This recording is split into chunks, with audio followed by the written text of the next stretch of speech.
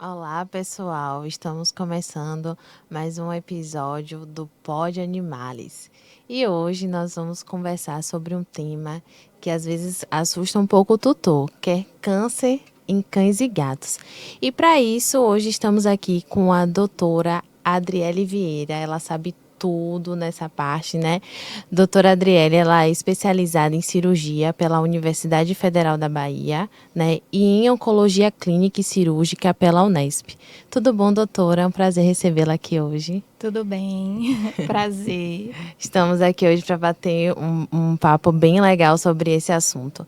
Eu queria começar, doutora, falando às vezes sobre o medo, né, que o tutor recebe quando fala que o diagnóstico é um possível câncer, né? Eu vejo muito isso no consultório, né? Eu como veterinária, e às vezes isso assusta um pouco. Como é que você lida com isso no consultório? Então, é compreensível, né, que assuste realmente, porque é um diagnóstico que é bem difícil, né? Então, a primeira coisa que eu faço quando o tutor chega para mim é, de fato, acolher essa dor, ouvir, né, o que é que ele tem a dizer, ouvir essas inseguranças.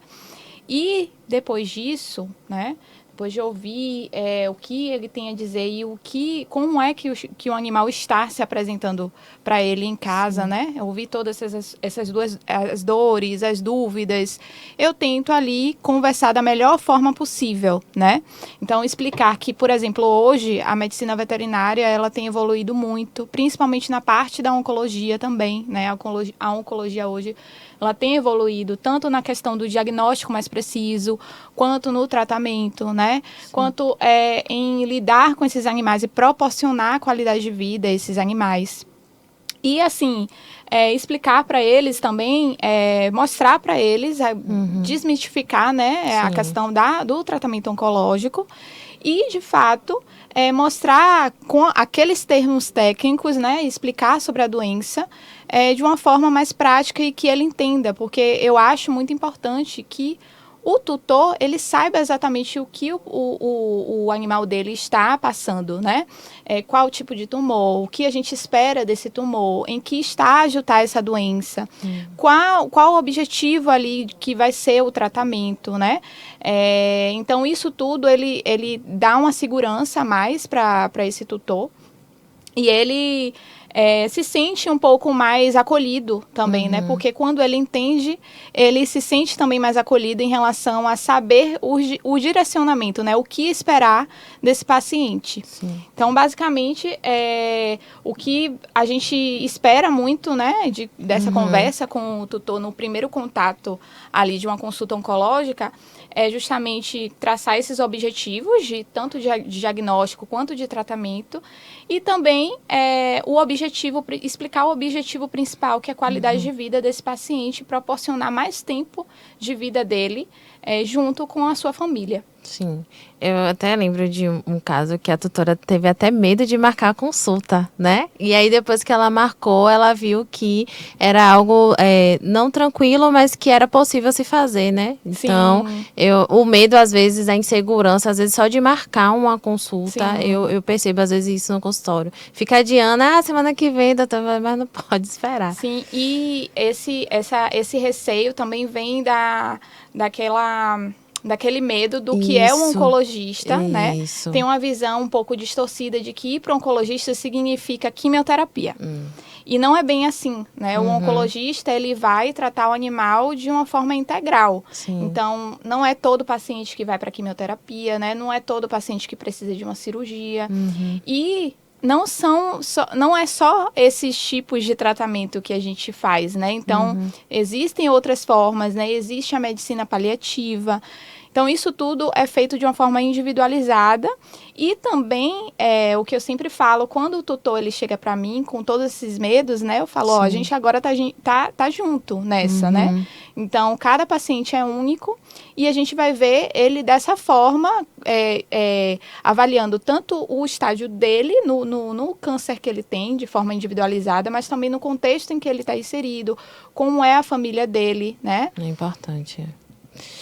E falando sobre isso, né, sobre esse medo, sobre esse receio, você até já falou aí de uma das possibilidades que é a quimioterapia, e às vezes o tutor, ele, além do receio, né, de receber o diagnóstico, o tratamento, né?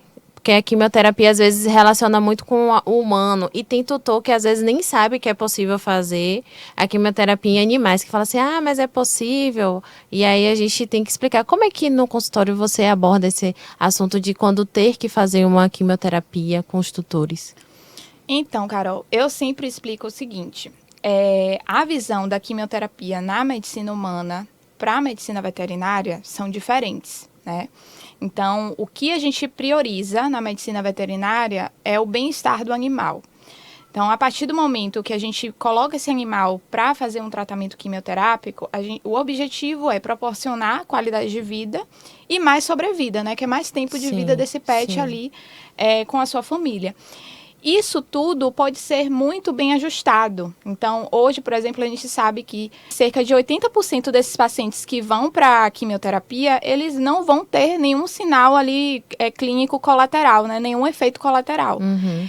E se acontecer, né? Se esse paciente for parte ali dos 20%, são sinais clínicos que vão ser manejados, né? E ainda assim, a gente vai ajustar esse tratamento. Então, não é algo ali que a gente não pode ajustar, né? Não é algo que a gente não pode ali mudar dose, frequência. Sim. Isso tudo é ajustado pensando no paciente, em como ele está respondendo, como ele está reagindo, se esses efeitos estão sendo, né, mais maléficos ali, a quimioterapia está sendo mais maléfica ou benéfica para ele. Então, isso tudo é de uma forma ajustada. Cada paciente responde de uma forma, né? É importante explicar, né, tudo isso pro tutor para ele entender também que é acompanhado o processo, né, da quimioterapia, você está presente, então observa o animal, isso é importante, né, que dá mais confiança até pro tutor ficar mais tranquilo, vamos dizer assim, no procedimento. Falando sobre, né, quimioterapia, então, como é que você consegue equilibrar, né? Você já falou um pouquinho pra gente que é acompanhar a dose, né? E talvez mudar, talvez alterar. Existem muito esses efeitos, você às vezes acaba na sua rotina tendo que fazer esses ajustes, né? De diminuir por conta desses efeitos. Como é que você lida com essa questão? Então, para ser sincera, como eu falei, né? São poucos os casos que a gente vê, de fato, um efeito colateral que não seja manejado ali, que não seja manejável, né? Que tenha, de fato, que a gente parar a quimioterapia ou talvez não fazer mais, né? Mudar o quimioterápico, enfim. Então, são poucos os casos. Geralmente, esses pacientes, eles podem, assim, o que a gente mais avalia, né, o que a gente mais vê ali, são efeitos gastrointestinais. Então, vômito, diarreia, mas muitas vezes é algo que acontece um dia, 2 dias, e que com medicações ali, com suplementações, são resolutivos. Isso é resolvido, né? E assim, em relação à questão da quimioterapia, em relação, na verdade, do tratamento oncológico como um todo, uma coisa que a gente tem que colocar em mente, assim, dar o foco, né? Que a gente está aqui para tratar o paciente, não é o câncer, né? Então, se a gente está fazendo um tratamento que esse paciente ele não está respondendo bem, como eu falei, a gente vai parar tudo e vai repensar o que a gente está fazendo. E vai pensar em outra estratégia. Então, o tratamento é pensando no paciente, não no câncer. Sempre visando ali a qualidade de vida desse paciente. É importante a gente entender isso, né? Que às vezes a gente fica muito preocupado, né? Mais no problema do que no paciente. Então, é importante mesmo. E falando sobre, né, a questão dos sinais, né? Quais são os sinais que o animal, que o tutor ele pode até também em casa, né? Na rotina do seu animal, perceber que tem alguma coisa errada ali, apareceu um carocinho aqui. O que pode servir de alerta para o tutor? Então, essa é uma questão que até pega um pouquinho, porque às vezes não tem sinais muito aparentes, né? Existem tipos de cânceres que, por exemplo, o paciente, o cachorro, o gato, ele pode simplesmente mudar o comportamento, ele pode perder um pouco mais do apetite, pode emagrecer, né? Então, são coisas que o tutor ele vai percebendo ali, mas se você perceber, você é veterinária, você Sim. sabe que são sinais que são de diversas doenças também, Sim, né? com certeza. Principalmente doenças crônicas. O que é mais perceptível, né? Geralmente são os nódulos, né? Então, os tumores ali, que a gente consegue ver os carocinhos, uma ferida que não cicatriza, um nódulo que ele está aumentando ali de uma forma muito rápida, ou até mesmo um nódulo que não aumenta nem diminui. Então, basicamente, um nódulo que está ulcerando, são os tumores, são os sinais mais visíveis, né? Que a gente costuma ver nesse paciente que está apresentando algum tipo de tumor cutâneo. Mas tem alguns tipos de câncer que realmente são sinais silenciosos. Então, emagrecimento, falta de apetite, mudança de comportamento, ele ficar lá mais quietinho, mais apático, né?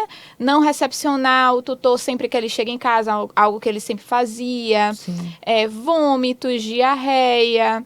Então, são sinais ali, que são sinais de alerta, para levar esse paciente para o veterinário, fazer um check-up, né? Avaliar o que está acontecendo.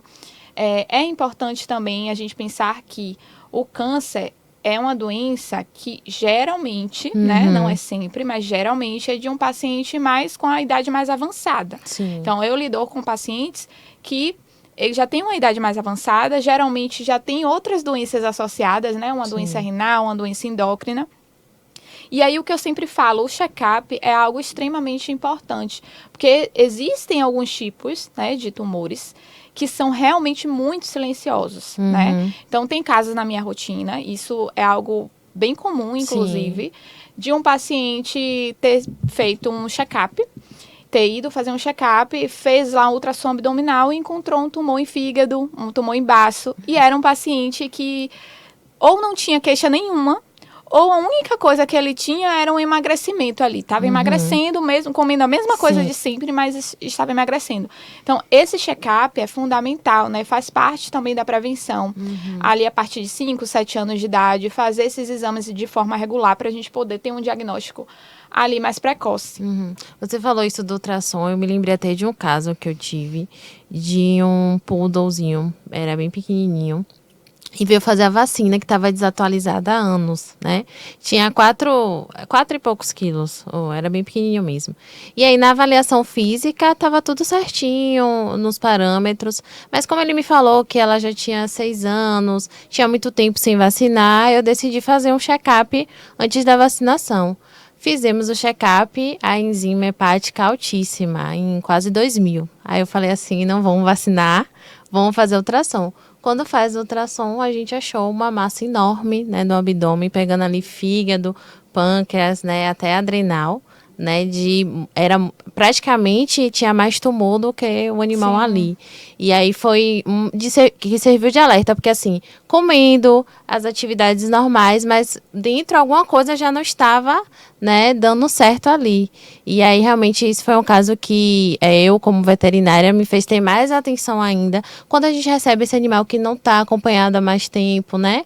Porque a gente precisa fazer um check-up, saber o que está por ali, em que estado o animal está, para seguir adiante. E isso foi um caso muito interessante. Ele acabou fazendo a cirurgia, né, oncológica e retirou, foi uma cirurgia difícil, mas conseguiu vencer.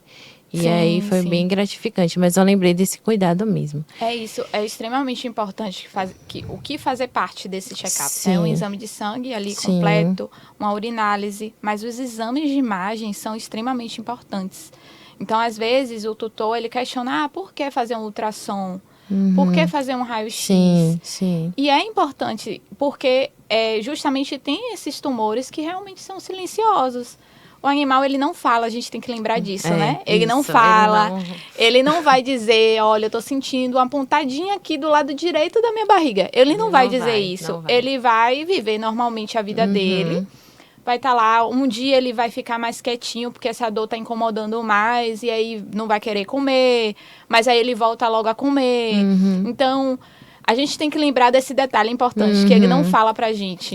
Então, são coisas que a gente tem que fazer por eles, né? Fazer um check-up, tocar no seu animal, né? O tutor, quando ele chega pra mim, eu mostro, né? Até como eu faço esse exame físico, porque, como eu falei, né?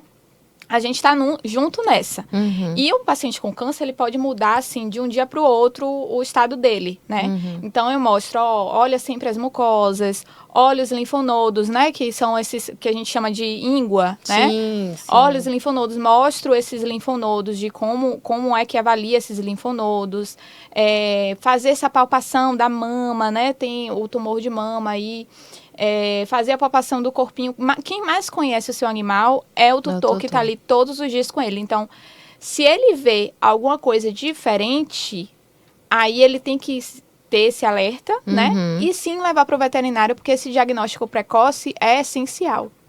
É muito importante. Tá vendo aí, gente? Fazer a prevenção, levar seu animal para a rotina, Pois né? é. Pra gente poder fazer essa triagem. E quanto mais cedo, né, a gente, se for um possível diagnóstico, né, melhor pro animal, né? A gente conseguir fazer essa prevenção. Entre esses tumores, né, eu, por exemplo, na minha rotina, eu vou puxar um pouquinho pro meu lado da dermato. Sim.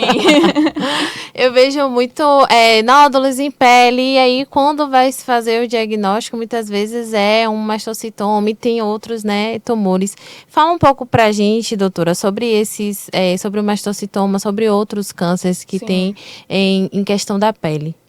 Então, hoje, os principais tumores ali de pele é o mastocitoma e o carcinoma de células escamosas, né? O mastocitoma ali nos cães, principalmente, mas também pode acontecer nos gatos. E o carcinoma de células escamosas, mais principalmente ali nos gatos, mas também pode acontecer nos cães. E aí, o que é que acontece, né? O mastocitoma, a gente até brinca um pouco na oncologia que ele é como se fosse uma entidade. Ele pode se apresentar de qualquer forma, né? Geralmente é um nódulo ali que pode aumentar ou diminuir, mas é macio, né? É aí que entra também aquela questão de muitas vezes tem um nódulo, tu tá tocando e alguém falou para ele até pesquisou no Google que aquilo ali é uma bolinha de gordura. Isso, o mastocitoma ele pode se assemelhar a isso, né? Mas o mastocitoma ele pode se apresentar como placa, ele pode se apresentar ali como de fato um tumor ulcerado, né? Uma ferida também pode ser um mastocitoma, eu já vi, né? O mastocitoma ele pode se apresentar em qualquer parte do corpo. Então, é um tumor que é muito frequente nos cães, né? Eu arrisco dizer que é a minha maior frequência, assim, de tumor cutâneo mesmo, de tumor que eu precise entrar para fazer cirurgia, enfim. E o carcinoma de células escamosas, ele é o mais frequente em gatos, né? Principalmente aqueles gatinhos com o pelo mais claro, né? E naquelas regiões que são mais expostas ali, mais sensíveis ao sol, né? Então, as orelhinhas, o nariz, mais nessa região da cabeça em si, né? Então, o que é que acontece? Esses tumores, eles, por serem mais frequentes, né, a gente tem que realmente ter mais cuidado em relação a todo nódulo que a gente vê no paciente, ele deve ser investigado, né? Então, eu falo, a citologia é um exame que a gente utiliza hoje muito na rotina.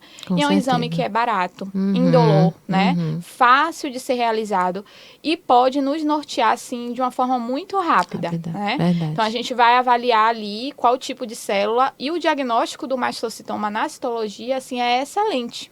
Então, dá pra gente fazer esse diagnóstico mais preciso, qualquer carocinho que apareça. Porque a primeira cirurgia, tanto para os dois, né? A primeira cirurgia é a cirurgia mais importante ali para fazer esse planejamento cirúrgico melhor e uma cirurgia mais eficaz de forma de tratamento. Até de não precisar depois de fazer uma quimioterapia ou outros procedimentos. Sim. Você falou isso da questão do carocinho, né, que acha que é gordura. Às vezes o que eu costumo ver fez uma citologia de um carocinho e aí deu lipoma. E aí apareceu outro carocinho em outro lugar. Não, mas eu acho que é o mesmo que a outra médica tinha feito. Mas aí vale a pena a gente investigar esse novo nódulo, né? Tem que investigar todos os nódulos, né? E assim, o lipoma, ele realmente acontece, né? Uma neoplasia ali benigna, nem sempre ele vai ter uma indicação cirúrgica. Mas como eu falei, é algo muito comum, infelizmente, eu ver na rotina pacientes que sempre teve aquele nódulo que era considerado um lipoma. E na verdade era um mastocitoma. E aí quando chegou pra mim, já chegou com um estágio bem avançado. Então, é importante a gente diagnosticar no início, né, sim, doutora? Sim. Para ter melhores chances, né, sim. do tratamento. Então, é isso. Nós estamos encerrando esse primeiro bloco. Daqui a pouquinho a gente volta para falar sobre mais assuntos.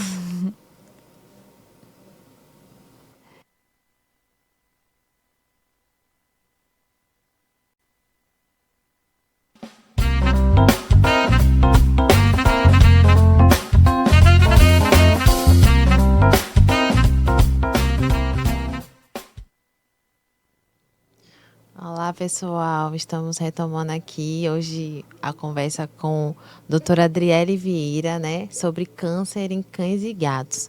Doutora Adriele, que é médica veterinária, ela é especializada em cirurgia pela Universidade Federal da Bahia e oncologia clínica e cirúrgica pela Unesp. Estávamos falando no bloco anterior sobre mastocitoma e carcinoma de células escamosas, né? Doutora, o que os doutores eles precisam saber sobre essas doenças? Então, uma coisa muito importante, né, sobre o mastocitoma é justamente esse comportamento dele ali mais variável, né? Então, como eu já havia falado, essa apresentação que pode ser de diversas formas, qualquer nódulo que for visto no animal, né, ele geralmente se apresenta como nódulo. Ele deve ser investigado ali primeiro com a citologia, né, que é um exame que é mais fácil de ser realizado. Sim. E costuma ter um diagnóstico bem preciso em relação ao mastocitoma. E uma coisa importantíssima em relação ao mastocitoma é a gente avaliar também que todo câncer, uma questão da predisposição ao desenvolvimento de um câncer, né, é aquela inflamação crônica. Então, por exemplo, aquele paciente que ele tem uma alergia em pele, tem uma dermatite atópica, né, que está mal controlada, é um paciente aí entrando para a parte de dermato. É um paciente que tem essa pele ali que vive inflamada, o ideal é o quê? Fazer esse acompanhamento com o dermatologista para poder controlar essa inflamação, porque justamente pode ser, né, existem trabalhos hoje que correlaciona, né, o cão ali com a dermatite atópica. Sim. A maior predisposição ao desenvolvimento do mastocitoma, né? Em relação ao carcinoma de células escamosas, o que é algo importantíssimo de saber é justamente essa exposição solar, né? Essa exposição ao sol pode ali, de fato, é o fator, na verdade, primordial de predisposição mesmo ao desenvolvimento desse tipo de câncer, né? Como eu falei no bloco anterior. Os felinos, eles geralmente são mais afetados, então as áreas de ponta de orelha, de pálpebra, de focinho ali, né, o plano nasal, são o que a gente costuma ver na rotina, né? Então, justamente esses pacientes, principalmente aqueles gatinhos branquinhos, né, com poucos pelos nessas regiões, né? Então, é importante fazer, não deixar, né, exposto ao sol. A gente sabe que tem gato que ama esse banho, né, de sol, mas evitar, infelizmente, né, porque justamente é um fator ali importante para a predisposição deles, né, desse câncer. E usar também, existe protetor solar para pet, né? Então tem gente que não sabe disso, mas existe protetor solar, né? Não só para os gatos, eu estou falando muito aqui dos gatos, mas os cães, eles também podem ser afetados, principalmente também cães com o pelo, a pele ali mais clara, e usar justamente esse protetor ali nessas regiões, né? No cão, além dessa região ali da cabeça, tem a região da barriguinha, que também a gente costuma ver, né, o desenvolvimento ali desses tumores nessa região da barriguinha, porque é uma região também mais sensível, e o cão, ele fica ali com a barriguinha para cima, né, tomando sol. Então, é algo que seria, eu acho que os pontos importantes em relação a esse tipo de tumores que eu acredito que a pessoa, o tutor de pet, precisa saber. Perfeito, nós estamos conversando aqui com a doutora Adriele Vieira, né, oncologista. E agora falando, né, estamos no Outubro Rosa, né, temos que falar sobre o câncer de mama, né, em cães e gatos.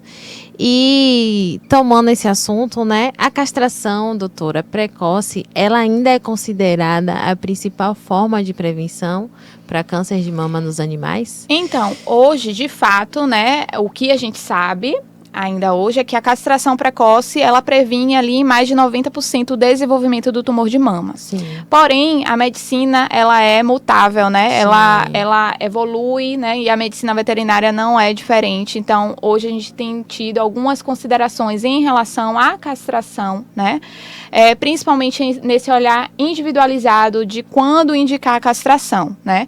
Hoje a indicação, no geral, a indicação é após o primeiro cio e antes do segundo cio, porque assim a gente evita aqueles efeitos indesejáveis que pode acontecer no paciente nessa castração precoce, né? Quais são esses efeitos? Então, ali o trato reprodutor menos desenvolvido, né, que é aquela vulva infantil que a gente chama, que predispõe ali a infecções urinárias recorrentes, né, principalmente também alterações articulares, né, como displasia coxofemoral, ruptura de ligamento cruzado cranial, que é a ruptura do ligamento do joelho.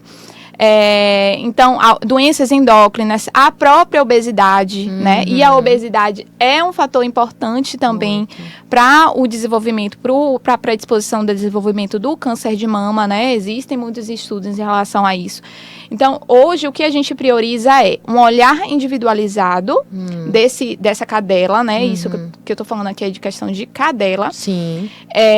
Para poder indicar o melhor momento para aquela cadela, avaliando todo um contexto, né? Tanto o contexto da raça, do porte, o contexto em que ela está inserida, né? Como é que essa relação em casa, como é esse tutor dessa cadela. E considerar isso tudo para, de fato, escolher ali o momento da castração. Sendo que, em geral, como eu falei, após o primeiro cio, antes do segundo cio, que a gente consegue esses efeitos benéficos ali ainda de prevenção de tumor de mama, né? E uma coisa importante quando a gente fala de castração, né? Porque acaba que a gente está aqui no Outubro Rosa, a gente fica falando muito de castrar. Sim. Como eu falei, esse olhar individualizado, mas procurar um cirurgião, né, de confiança, um cirurgião atualizado, né, nesse assunto. E considerando principalmente raças como Golden e Rottweiler, porque a gente tem algumas considerações hoje em relação à castração desses cães, né, com predisposição, descritas ali de predisposição a outros tipos de câncer devido à castração. Então, por isso que hoje, né, como eu falei, a medicina evolui e é importante a gente estar sempre atualizado. A castração precoce, né, de fato, antes do primeiro cio, ela já não é tão indicada assim, devido a esses efeitos maléficos, né? E em relação a gatas, hoje a gente indica a castração entre 5 a 6 meses, porque a gente sabe que na gata o tumor de mama, ele tende a ter uma maior malignidade. Então, é importante a gente fazer essa castração o quanto antes também dessa gatinha para evitar o tumor de mama. Fica a dica, né? Você que é tutor, né? Principalmente de fêmeas, tá atento, né?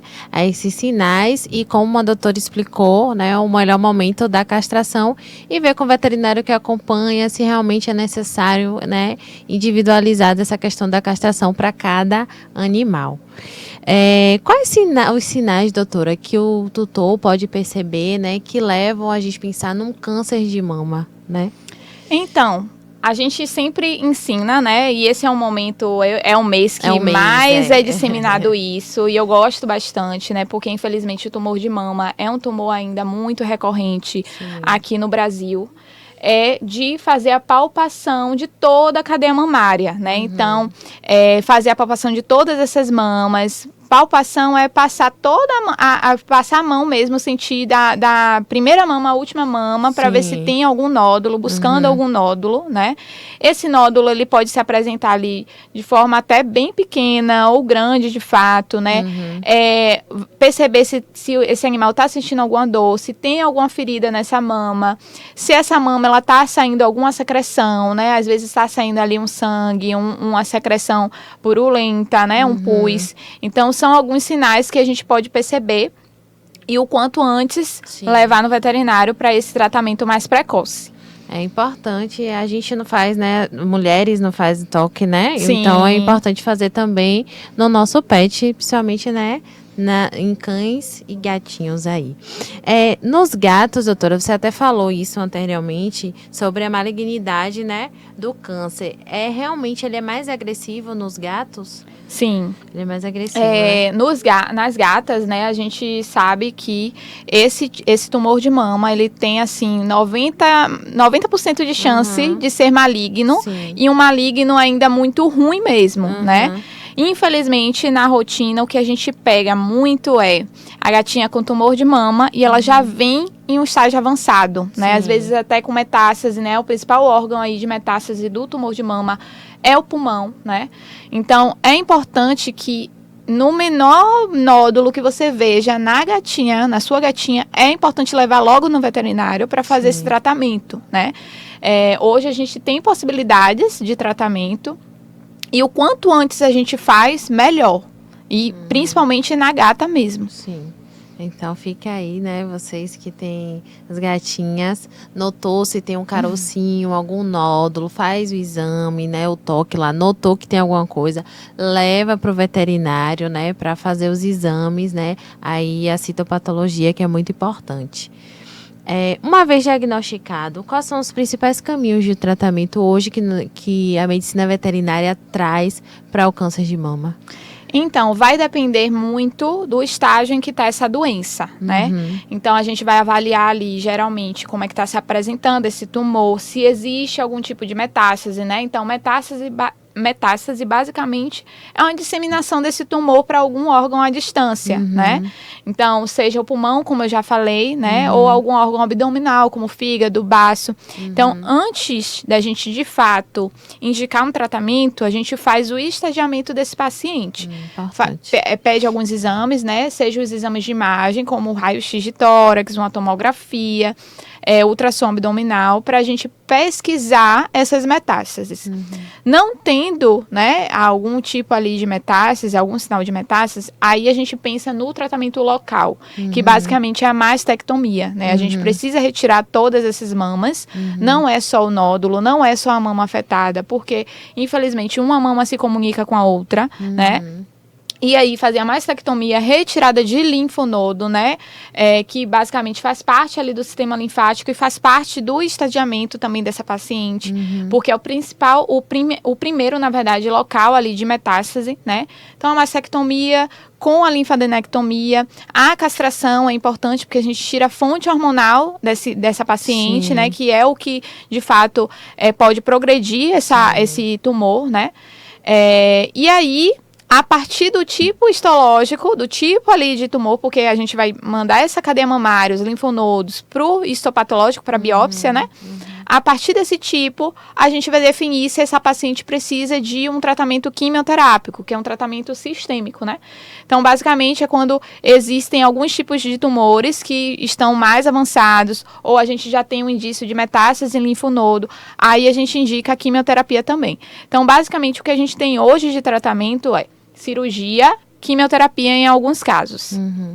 Esse bate-papo tá muito legal, gente. Vocês que estão aí assistindo, clica aí no sininho, segue aí, se inscreve no canal. E eu tô gostando muito, tô aprendendo demais aqui com a doutora Adriele.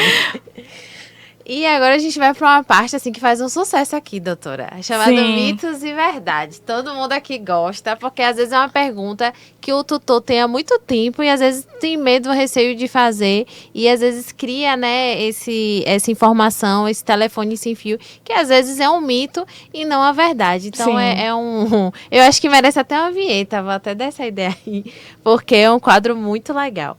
Vamos lá. Mitos e verdades. Animais com câncer sentem dor o tempo todo? Mito. Mito. Vai depender muito de como ele tá com esse tipo de... Qual tipo de câncer, né? O que está acontecendo, né? Então, muitas vezes, ele não sente dor.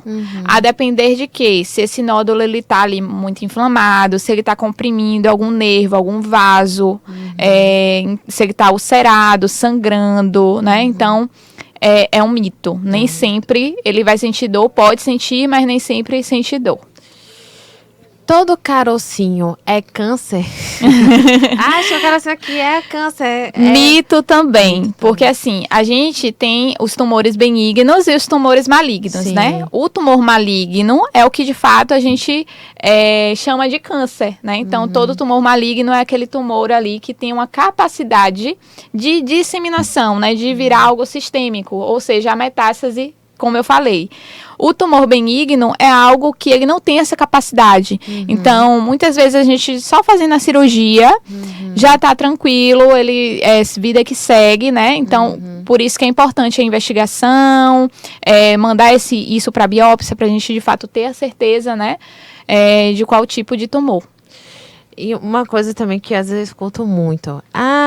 Tá com câncer, deixa pra lá, não vamos tratar, a idade é assim mesmo. Então, câncer em pet não tem tratamento? Tem tratamento, né? Já falei inúmeros tratamentos aqui, né? O câncer o câncer em cães e gatos tem tratamento e, como eu falei, o objetivo é qualidade de vida, né? A gente tem hoje aí, e a medicina veterinária vem evoluindo, né? A gente tem hoje cirurgia, quimioterapia, a eletroquimioterapia, radioterapia, tem vários, imunoterapia, então tem várias modalidades de tratamento e é aquela coisa também, né, de tratar o paciente. Muitas vezes eu gosto de uma frase que eu gosto até de falar muito, que faz parte, na verdade, da medicina paliativa, né? Nem sempre podemos curar, mas sempre podemos cuidar. Olha. Então, faz parte do tratamento esse cuidado. Sim. Se a gente não tem ali, de fato, um tratamento que vise a cura desse paciente, a gente tem um tratamento que visa a qualidade de vida, que é o cuidado com esse paciente ali, naquele contexto que ele está, seja com analgesia, né, seja com controle dos sintomas, seja com ali suplementações. Então, isso tudo faz parte do tratamento oncológico. Muito bom, viu? Então, é isso. Câncer tem, sim, tratamento, gente. Levar para o veterinário, tá? Animais com câncer, eles podem viver bem com qualidade de vida? Mito ou verdade? Verdade. Verdade verdadeira. Verdade, que eu já falei tudo aqui, né? No podcast inteiro. Então, fica a informação, gente. Então, o seu animal foi diagnosticado, procura o médico veterinário oncologista, né? Doutora Adriele tá aí. Então, faz essa consulta, prevenção, tratamento, porque seu animal vai viver melhor com qualidade de vida. Se aquele carocinho que tá ali há muito tempo, doutora, aquele caroço tá ali, não aumenta de tamanho, eu sempre olho, tá no mesmo lugar, ele não é perigoso?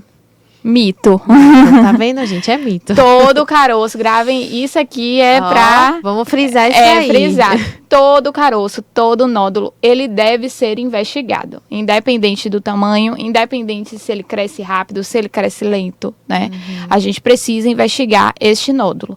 Seja com uma citologia, né? Que, como eu falei, é um exame mais prático. Dá para fazer no dia que você leva no veterinário, né? Ele funciona aquele nódulo, a gente sabe que tipo de célula que tem ali. Ou uma biópsia, né? E aí vai depender de cada caso. É importante, se você não procurar um clínico, de fato, porque geralmente o atendimento inicial é no veterinário clínico geral, né? Já procura um oncologista também, porque aí vai ter um olhar mais direcionado também em relação àquele nódulo. Então é isso, gente. Que bate-papo muito bom, que conversa gostosa. A gente tirei, assim, várias dúvidas que eu, como veterinária, também tinha. Então, garanto que também vocês aí que estão assistindo gostaram demais. E pra gente encerrar, né? Estamos no mês de Outubro Rosa, de prevenção contra o câncer, principalmente o câncer de mama. Que mensagem você deixa, né, para os tutores de pet, os cuidados, os sinais, agora pra gente? Então, a mensagem que eu deixo é: o diagnóstico de câncer, né, ele não é o fim da linha. Então, é importante a gente ter essa visão de cuidado, de carinho. Sim. É o momento que eles precisam disso. Como eu falei, a medicina veterinária tem evoluído muito e vem evoluindo a cada dia, né, na oncologia principalmente. Procura um oncologista, porque essa visão de que o oncologista é só para fazer quimioterapia ou uma cirurgia não é uma visão realmente certa, né? Então, o oncologista ele está ali para te ajudar, seja com diversos tipos de tratamento que seja direcionado para aquele paciente, né? E é importante frisar que a qualidade de vida é o principal objetivo. Sim. Muitas vezes tem gente que não procura um oncologista ou demora de procurar e acha que está tarde demais. Também nunca é tarde para procurar um oncologista, nunca é tarde para cuidar. Nunca é tarde. Por mais que seja um caso que o paciente já esteja com um câncer ali avançado, né? Você receba um diagnóstico e fale, poxa, esse paciente ele já está com câncer avançado, já está em estado terminal. Ah, não vou fazer nada. Tem sim, sempre o que fazer, né? Seja proporcionar ali menos dor, né? Para esse final de vida dele. Seja proporcionar... mais aconchego, mais acalanto, né? Sim. E isso a gente está junto ali, junto para poder ver o quanto, o que a gente pode fazer, tanto pelo animal quanto pela família. Então é isso, hoje conversamos com a doutora Adriele Vieira, né, oncologista, que trouxe aqui para a gente informações brilhantes, e eu aguardo vocês no próximo Pod Animales. Obrigada.